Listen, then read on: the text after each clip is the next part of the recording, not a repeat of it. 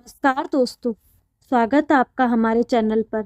हमारी आज की कहानी है वर वधू चाहिए। आज भी मुख्य पृष्ठ की सुर्खियों पर नज़र दौड़ाने के पश्चात वह भीतरी पृष्ठों को देखने लगी। लघु विज्ञापन तथा वर वधू चाहिए पढ़ने में लतिका को सदा से ही आनंद आता है। कॉलेज के ज़माने में वह ऐसे विज्ञापन पढ़ने के बाद अखबार में से उन्हें काट कर अपनी सहेलियों को दिखाती थी और हंसी ठट्ठा करती थी। शहर के समाचार देखने के बाद लतिका की नज़र वैवाहिक विज्ञापन पर पड़ी, जिसे बॉक्स में मोटे अक्षरों के साथ प्रकाशित किया गया था। 28 वर्षीय नौकरी पेशा तलाकशुदा 1 वर्षीय बेटे के पिता के लिए आवश्यकता है। सुघड़ सुशील पढ़ी लिखी कन्या की, गृह कार्य में दक्ष, पति की भावनाओं संवेदनाओं के प्रति आदर रखने वाली, समझौतावादी व उदार दृष्टिकोण वाली को प्राथमिकता। शीघ्र संपर्क करें। लतिका के पूरे शरीर में जुरजुरी सी होने लगी। कहीं यह विज्ञापन ऋषभ ने ही तो नहीं दिया। मजमूमन पढ़कर तो यही लगता है, लेकिन वह तलाकशुदा कहाँ है? अभी तो उनके बीच तलाक हुआ ही नहीं। हाँ, तलाक की बात 2-4 बार उठी जरूर है। शादी के पश्चात हनीमून के दौरान ऋषभ ने महसूस किया कि अतरंग क्षणों में भी वह उसकी भावनाओं का मखौल उड़ा देती और अपनी ही बात को सही ठहराती। ऋषभ को बुरा तो लगा, लेकिन तब उसने चुप रहना ही उचित समझा। शादी के 3 महीने ही बीते होंगे। छुट्टी का दिन था। शाम के समय अचानक लतिका बोली, ऋषभ, अब हमें अपना अलग घर ले लेना चाहिए। यहाँ मेरा दम घुटता है। ऋषभ जैसे आसमान से नीचे गिरा। यह क्या कह रही हो लतिका? अभी तो हमारी शादी को 3 महीने ही हुए हैं और फिर मैं इकलौता लड़का हूँ। पिताजी भी नहीं है, इसलिए माँ की और सिया की जिम्मेदारी मुझ पर ही है। तुमने कैसे सोच लिया कि हम अलग घर बसा लेंगे? लतिका तुनक कर बोली, क्या तुम्हारी जिम्मेदारी सिर्फ तुम्हारी माँ और बहन है? मेरे प्रति तुम्हारी कोई जिम्मेदारी नहीं। तुम्हारे प्रति कौन सी जिम्मेदारी मैं नहीं निभा रहा? घर में कोई रोक टोक प्रतिबंध नहीं। और क्या चाहिए तुम्हें? ऋषभ भी कुछ आवेश में आ गया। मुझे आज़ादी चाहिए, अपने ढंग से जीने की आज़ादी। मैं जो चाहूँ पहनूं, खाऊं, करूं। मुझे किसी की भी किसी तरह की टोका टाकी पसंद नहीं। अभी भी तो तुम अपने ढंग से जी रही हो। सवेरे 10 बजे से पहले बिस्तर नहीं छोड़ती। फिर भी माँ चुप रहती है, भले ही उन्हें बुरा लगता हो। माँ को तुमसे प्यार है। वह तुम्हें सुंदर कपड़े आभूषण पहने देखकर अपनी चाह लालसा पूरी करना चाहती है। रसोई के काम तुम्हें नहीं आते तो तुम्हें सिखाकर सुघड़ बनाना चाहती है। इसमें नाराजगी की क्या बात है? बस अपनी माँ की तारीफों के कसीदे मत गाड़ो। मैंने कह दिया सो कह दिया। मैं उस घर में असहज महसूस करती हूँ। मुझे वहाँ नहीं रहना। चलो आज खाना बाहर ही खा लेते हैं। इस विषय पर बाद में बात करेंगे। ऋषभ ने बात खत्म करने के उद्देश्य से कहा। बाद में क्यों? अभी क्यों नहीं? मुझे अभी जवाब चाहिए कि तुम्हें मेरे साथ रहना है या अपनी माँ और बहन के साथ। ऋषभ सन्न रह गया। लतिका के इस रूप की तो उसने कल्पना भी नहीं की थी। फिर किसी तरह स्वयं को संयत करके उसने कहा, ठीक है, घर चलकर बात करते हैं। मुझे नहीं जाना उस घर में, लतिका ने अकड़ कर कहा। ऋषभ ने उसका हाथ खींचकर गाड़ी में बिठाया और गाड़ी स्टार्ट की। तुमने मुझ पर हाथ उठाया। यह देखो, मेरी बाह पर नीले निशान छप गए हैं। मैं अभी अपने मम्मी पापा को फोन करके बताती हूँ। लतिका के चीखने पर ऋषभ हक्का बक्का रह गया। किसी तरह स्वयं पर नियंत्रण रखकर गाड़ी चलाता रहा। घर पहुंचते ही लतिका दनदनाती हुई अपने कमरे की ओर चल पड़ी। माँ तथा सिया संशय से भर उठी। ऋषभ बेटा, क्या बात है? लतिका कुछ नाराज लग रही है। माँ ने पूछा। कुछ नहीं माँ, छोटी मोटी बहसें तो चलती ही रहती है। आप लोग सो जाइए, हम बाहर से खाना खाकर आए हैं। लतिका को समझाने की गरज से ऋषभ ने कहा। लतिका, शादी के बाद लड़की को अपने ससुराल में तालमेल बिठाना पड़ता है, तभी तो शादी को समझौता भी कहा जाता है। शादी के पहले की जिंदगी की तरह बेफिक्र स्वच्छंद नहीं रहा जा सकता। पति परिवार के सदस्यों के साथ मिलकर रहना ही अच्छा होता है। आपस में आदर प्रेम विश्वास हो तो संबंधों की डोर मजबूत बनती है। अब तुम बच्ची नहीं हो, परिपक्व हो। छोटी छोटी बातों पर बहस करना, रूठना ठीक नहीं। तुम्हारे उपदेश खत्म हो गए या अभी बाकी है? मैं सिर्फ एक बात जानती हूँ, मुझे यहाँ इस घर में नहीं रहना। अगर तुम्हें मंजूर नहीं तो मैं मायके चली जाऊंगी। जब अलग घर लोगे तभी आऊंगी। लतिका ने सपाट शब्दों में धमकी दे डाली। अमावस की काली रात उस रोज और अधिक गहरी और लंबी हो गई थी। ऋषभ को अपने जीवन में अंधेरे के आने की आहट सुनाई पड़ने लगी। किससे अपनी परेशानियां कहे? जब लोगों को पता लगेगा कि शादी के 3-4 महीनों में ही लतिका सास ननद को लाचार अकेले छोड़कर पति के साथ अलग रहना चाहती है तो कितनी छीछा लहदर होगी। ऋषभ रात भर इन्हीं तनाव के सागर में गोते लगाता रहा। इसके बाद भी अनेकों रात उन्हीं तनाव के बीच गुजरती रही। माँ की अनुभवी आंखों से कब तक ऋषभ आंखें चुराता। उस दिन लतिका पड़ोस की किसी सहेली के यहाँ गई थी। माँ ने पूछ लिया, ऋषभ बेटा, तुम दोनों के बीच कुछ गलत चल रहा है। मुझसे छिपाओगे तो समस्या कम नहीं हो सकता है मैं तुम्हारी मदद कर सकूं। ऋषभ की आंखें नम हो आई। माँ के प्रेम, आश्वासन और ढाढ़स ने हिम्मत बंधाई तो उसने सारी बातें कह डाली। माँ के पैरों तले से जमीन खसक गई। वह तो लतिका को बेटी से भी अधिक प्रेम स्नेह दे रही थी और उसके दिल में उनके प्रति अनादर, नफरत की भावना कहाँ चूक हो गई।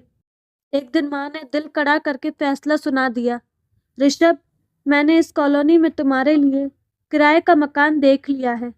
अगले हफ्ते तुम लोग वहां शिफ्ट हो जाओ। ऋषभ अवाक सा माँ के उदास चेहरे को देखता रह गया। हाँ, लतिका के चेहरे पर राहत के भाव स्पष्ट नजर आ रहे थे। लेकिन माँ, यहाँ आप और सिया अकेली कैसे रहेंगी? ऋषभ का स्वर भर्रा गया। हमारी फिक्र मत करो। हो सकता है कि अलग रहकर लतिका खुश रहे तथा हमारे प्रति उसके दिल में प्यार, आदर, इज्जत की भावना बढ़े। विदाई के समय माँ, सिया के साथ साथ ऋषभ की भी रुलाई फूट पड़ी थी। लतिका मूक दर्शन से चुपचाप खड़ी थी। कदाचित परिवार के प्रंगढ़ संबंधों में दरार डालने की कोशिश की पहली सफलता पर वह मन ही मन पुलकित हो रही थी। अलग घर बसाने के कुछ ही दिनों बाद लतिका ने 2-3 महिला क्लबों की सदस्य प्राप्त कर ली थी। आए दिन महिलाओं का जमघट उसके घर लगने लगा। गप्पबाजी, निंदा पुराण, खाने पीने में समय बीतने लगा। लतिका यही तो चाहती थी। उस दिन ऋषभ माँ और बहन से मिलने गया तो प्यार से माँ ने खाने का आग्रह किया। वह टाल न सका। घर लौटा तो लतिका ने तूफान खड़ा कर दिया। मैं यहाँ तुम्हारा इंतजार करती भूखी बैठी हूँ और तुम माँ के घर मजे से पेट भरकर आ रहे हो। मुझे भी अब खाना नहीं खाना।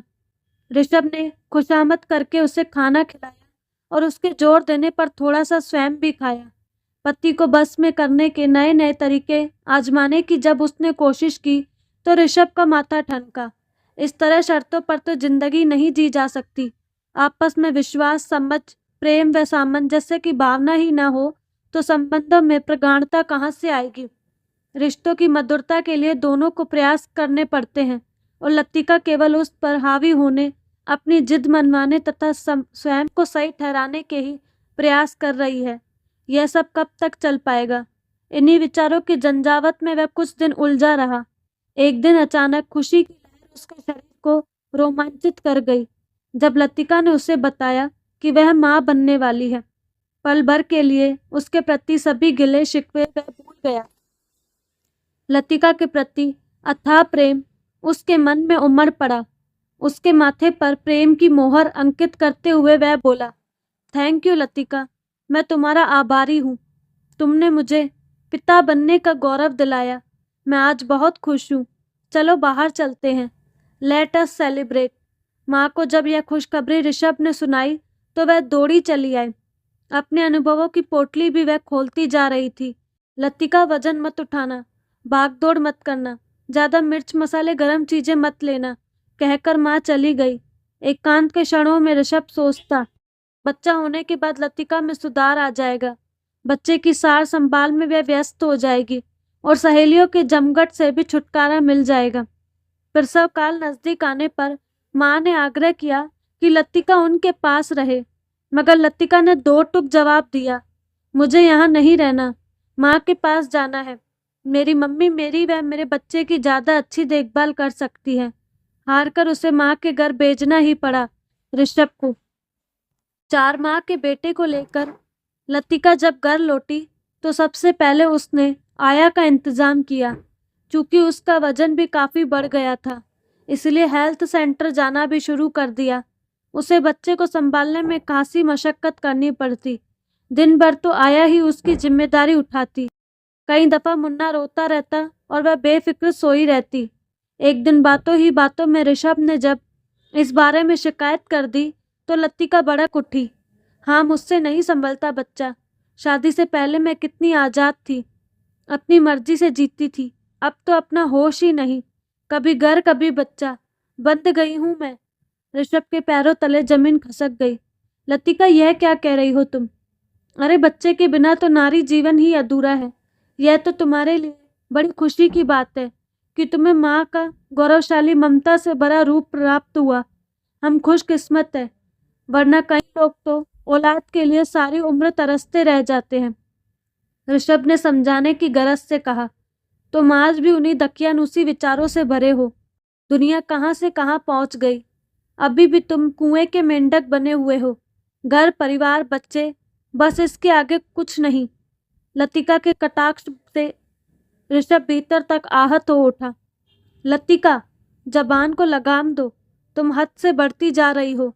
मुझे भी तुम्हारी रोज रोज की चिक में कोई दिलचस्पी नहीं। मुझे तुम्हारे साथ नहीं रहना, तलाक चाहिए मुझे। लतिका के इतने कहते ही ऋषभ की आंखों के आगे अंधेरा छा गया। क्या कहा तुमने? तलाक चाहिए? तुम्हारा दिमाग तो ठीक है? बिल्कुल ठीक है। मैं अपने मम्मी पापा के पास रहूंगी। वे मुझे किसी काम के लिए नहीं टोकते, मुझे अपने ढंग से जीने देते हैं। मेरी खुशी में ही वे खुश रहते हैं। उनके संबंधों में दरार आ चुकी थी। मुन्ने के माध्यम से यह दरार कभी कम अवश्य हो जाती, लेकिन पहले की तरह प्रेम, ऊष्मा, आकर्षण नहीं रहा। तनावों के बीच साल भर का समय बीत गया। इस बीच लतिका 2-3 बार तलाक की धमकी दे चुकी थी। ऋषभ तन मन से थकने लगा था। ऑफिस में काम करते वक्त वह तनावग्रस्त रहने लगा। मुन्ना रोए जा रहा था और लतिका फोन पर गपशप में लगी थी। ऋषभ से रहा नहीं गया। उसका आक्रोश फट पड़ा। तुमसे एक बच्चा भी नहीं संभलता। सारा दिन घर रहती हो, काम के लिए नौकर लगे हैं। आखिर तुम चाहती क्या हो? तुमसे छुटकारा। लतिका चीखी तो ऋषभ भी आवेश में होकर बोला, ठीक है, जाओ, शौक से रह लो अपने माँ बाप के घर।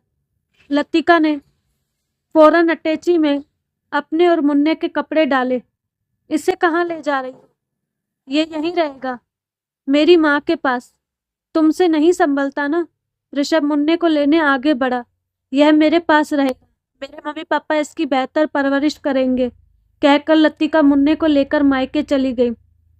माँ से सारी घटना कहते हुए ऋषभ की रुलाई फूट पड़ी थी। पत्नी के कारण माँ व बहन के प्रति अपने फर्ज ठीक से न निभाने के कारण वह पहले ही अपराध बोध से ग्रस्त था। अब तो लतिका के व्यवहार ने उनकी इज्जत, मान मर्यादा पर भी बट्टा लगा दिया था। सदा की तरह लतिका के माता पिता ने उसकी हरकत को हल्के ढंग से लिया। लतिका के अनुसार ऋषभ उसके तथा मुन्ना के बगैर नहीं रह सकता था, अतः वह स्वयं आकर उसे मना कर ले जाएगा।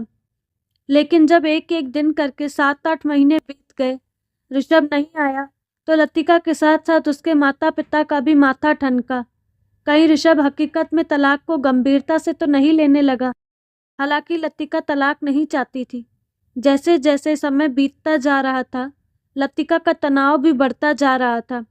अब उसे ऋषभ का प्यार, मनुहार, उसकी जिद के आगे झुकना, उसके कारण माँ बहन से अलग होकर रहना, रातों को उठकर मुन्ने को संभालना, उसकी जातियाँ बर्दाश्त करना, समय समय पर उसके लिए उपहार लाना, उसे खुश रखने का हर संभव प्रयास करना बेइंतहा याद आने लगा था। सोचकर उसे कपकपी सी छूटने लगी। नहीं, वह ऋषभ के बिना नहीं रह सकती। पर यह सब किससे कहे और कैसे कहे? उसका अहम भी तो आगे आ रहा था। आज विज्ञापन पढ़कर तो उसकी सिट्टी पिट्टी गुम हो गई। तभी याद आया, उसके दोस्त के पापा उसी अखबार में काम करते हैं। पता लगवाया तो उसका शक सही था। विज्ञापन ऋषभ नहीं दिया था। अब क्या किया जाए? रात भर लतिका विचारों के घेरे में उलझी रही। सुबह तक उसने निर्णय ले लिया था। पति को फोन मिलाया। ऋषभ, मैं वापस आ रही हूँ तुम्हारे पास। माँ बाप ने सुना तो उन्हें भी राहत ने सांस ली। कुछ समय से वे भी अपराध बोध महसूस कर रहे थे। ऋषभ के आगोश में लतिका सुबक रही थी। ऋषभ, मुझे माफ कर दो। अपनी हरकतों के लिए मैं शर्मिंदा हूँ। क्या सचमुच तुम दूसरी शादी करने वाले थे?